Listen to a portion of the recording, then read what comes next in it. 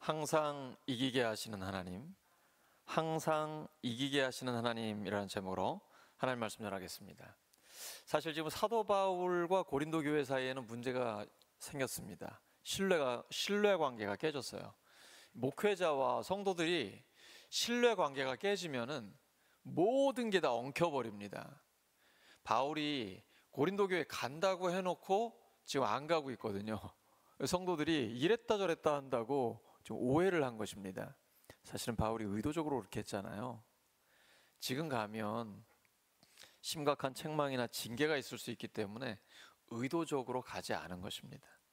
이 부분이 풀려야 되는데 참 어려운 상황이죠. 그때 바울은 모든 것을 역전시키는 하나님을 선포하고 있습니다. 고린도후서 2장 14절입니다. 항상 우리를 그리스도 안에서 이기게 하시고 우리로 말미암아 각 처에서 그리스도를 아는 냄새를 나타내시는 하나님께 감사하노라. 항상 이기려면 어떻게 하면 될까요? 본문에 열쇠가 있습니다. 그리스도 안에 있으면 됩니다. 사도 바울이 가장 많이 쓰고 있는 어구입니다. 그리스도 안에 있으면 영원한 생명이고 그리스도 밖에 있으면 영원한 형벌입니다. 그리스도 안에 있으면 항상 이기게 하십니다. 아주 단순합니다. 신앙생활은 성경대로 믿고 성경대로 순종하면 됩니다. 항상 이길 수 있는 비결은 그리스도 안에 있으면 됩니다. 그러면 지금 바울이 하나님께 감사한다고 하는데 두 번째 내용은요, 우리로 말미암아 성도들로 말미암아 각 처에서 그리스도를 아는 냄새를 나타낸다 라고 기록이 되어 있습니다. 냄새, 어떤 향기 말입니다. 예수님을 믿게 되면 하나님의 자녀로서의 확신과 자부심과 자긍심이 있습니다. 내가 지금 하나님과 동행하고 있고 하나님이 맡겨주신 사명을 감당하고 있다는 확신이 있어요. 이런 사람에게는 예수님의 향기가 나게 되어 있습니다. 사실 저는 후각이 좀 굉장히 약합니다. 냄새를 잘 못 맡아요. 근데 희한한 건 좋은 냄새는 잘 맡습니다. 사람들과 대화가 만나다 보면 사람마다 그 사람만의 그 향기와 독특한 컬러가 있거든요. 눈빛, 표정, 어떤 행동 이런 게 있는데 성도들과 교제할 때 참 기쁜 것은 개성은 다 다르지만 그 사람만의 예수님의 향기가 있다라는 것이죠. 그래서 성도를 만나면 기분이 좋아지는 거예요. 왠지 아세요? 성도는 복음을 전하는 사람이기 때문입니다. 복음이란 복된 소식, 좋은 소식, 기쁜 소식입니다. 성도를 만나면 기쁜 소식을 듣고 좋은 소식을 듣고 복된 소식을 들으니까 기분이 좋아질 수밖에 없는 거예요. 그게 바로 예수님의 향기거든요. 이거는 아무도 못 막습니다. 예수님을 믿지 않는 사람들은 그리스도인의 향기를 통해서 하나님을 느끼게 되는 것입니다. 그들은 하나님을 모르기 때문에 그 방법밖에 없어요.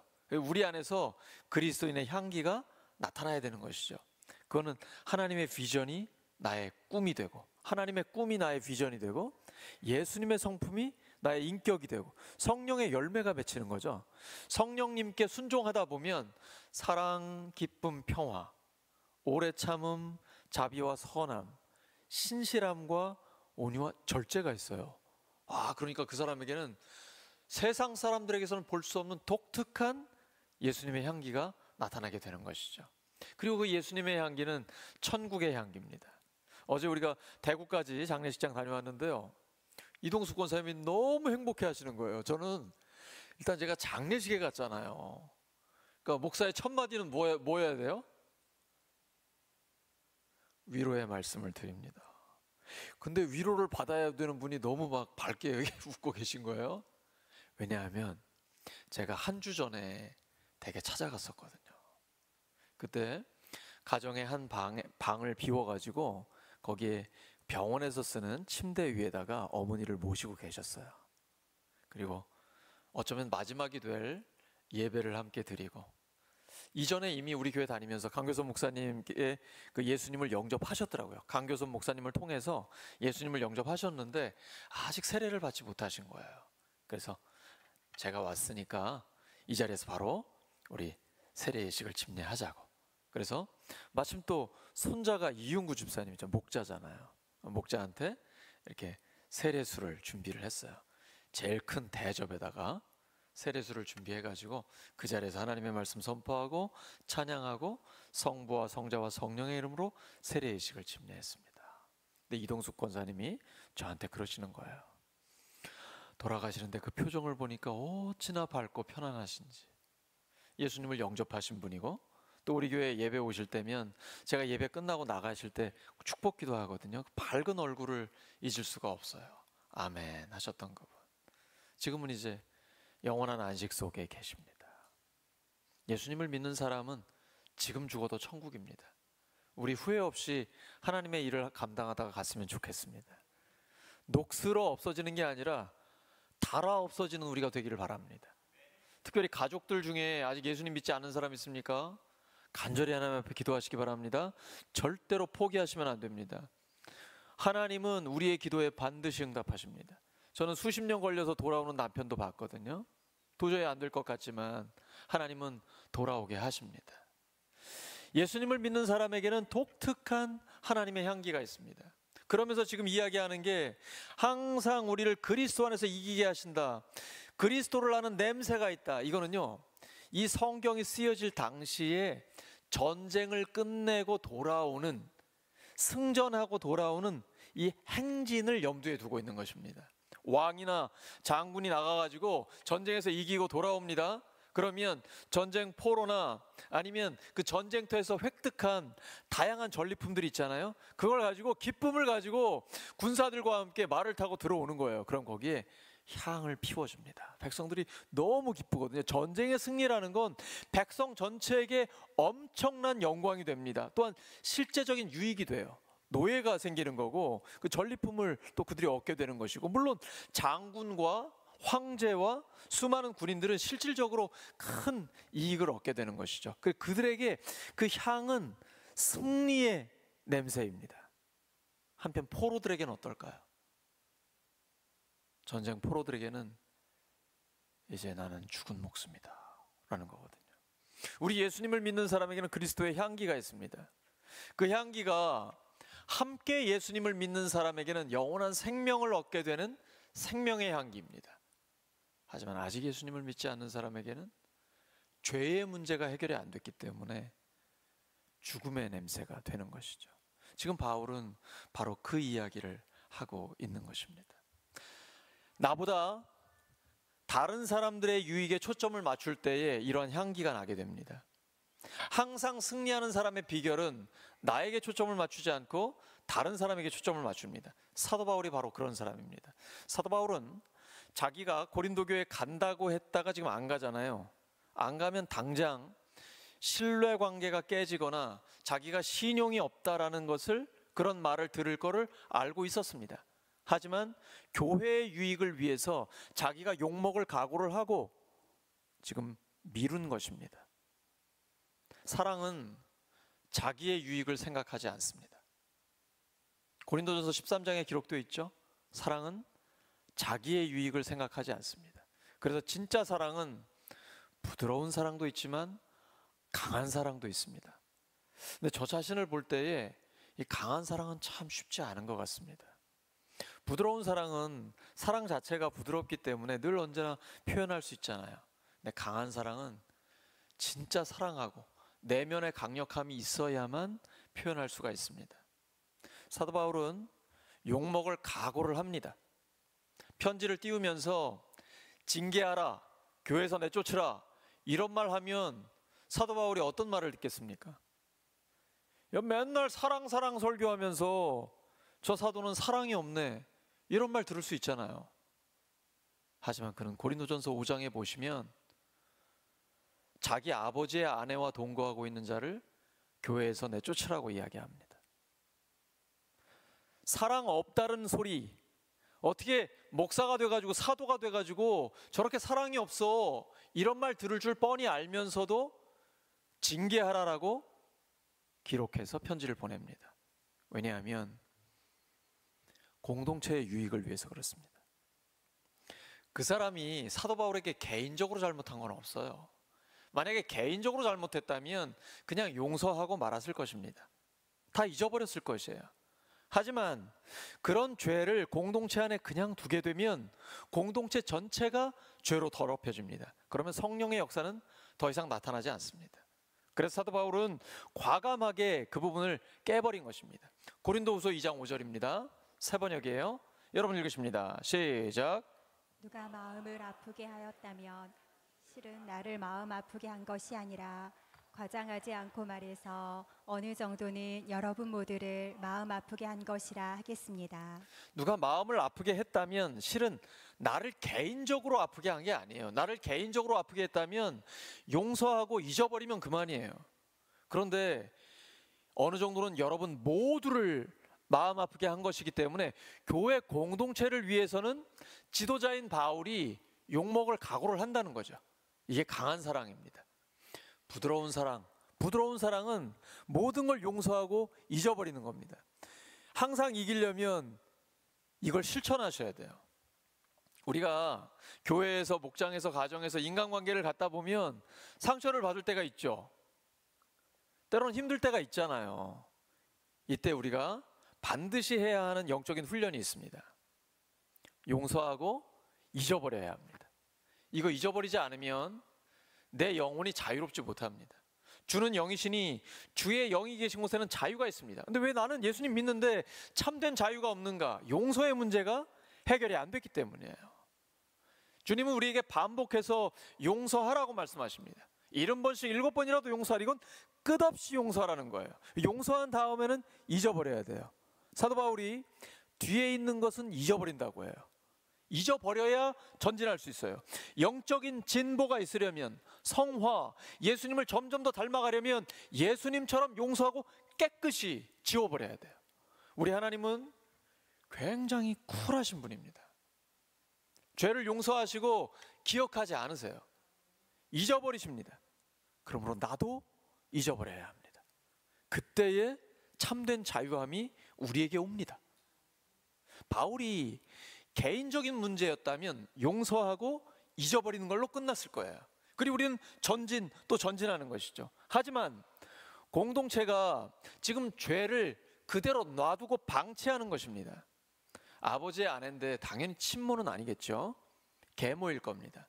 계모하고 동거하고 있는 거예요. 이런 일이 세상에서도 있을 수 없잖아요. 근데 고린도는 항구 도시인데 성적으로 매우 타락한 곳이에요. 그러니까 이게 예수님을 믿어도 워낙 문화 자체가 음란하니까 교회 안에서 야, 그거 뭐 개인적으로 그럴 수도 있지 뭐 이런 식으로 그냥 놔두고 있는 거예요. 이건 있을 수 없는 일이죠. 그래서 사도 바울은 편지를 보내면서 그런 자를 어찌 교회에서 용납하느냐? 내보내라.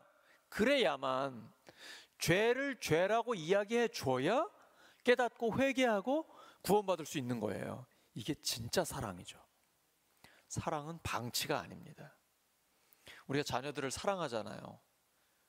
진짜 사랑하는 자녀는 절대로 방치하지 않습니다. 제가 집에 잘 들어가지 못하기 때문에 자녀들을 만나면 꼭 천사 역할을 하려고 애를 씁니다. 제가 아내한테 부탁했어요. 여보, 당신이 좀 악역을 맡아달라고. 제가 가끔 제 아내에게 원망을 듣긴 하지만 어쩔 수가 없어요. 제가 가끔 보는데 가서 제가 책망하고 그러면 아이들하고 너무 관계가 멀어지니까요. 근데 제가 가끔씩 보는데 문제가 좀 반복되고 심각하다. 그러면 제가 쉬는 날 여유 있을 때 강하게 이야기합니다. 굉장히 자극적인 표현을 써서라도 책망을 해요. 왜냐하면 그대로 놔두면 안 되기 때문이죠.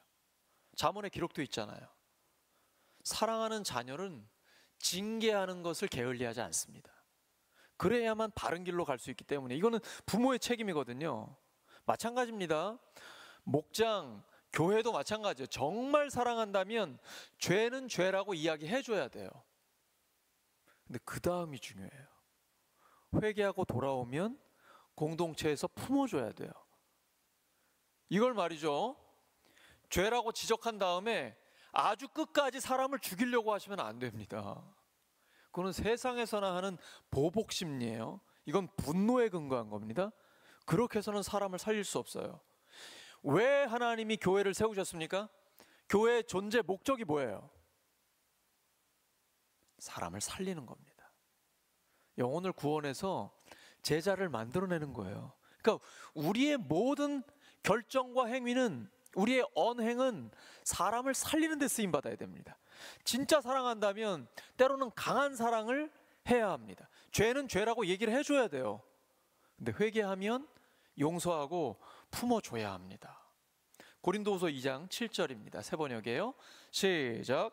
그러니 여러분은 도리어 그를 용서해주고 위로해 주어야 합니다.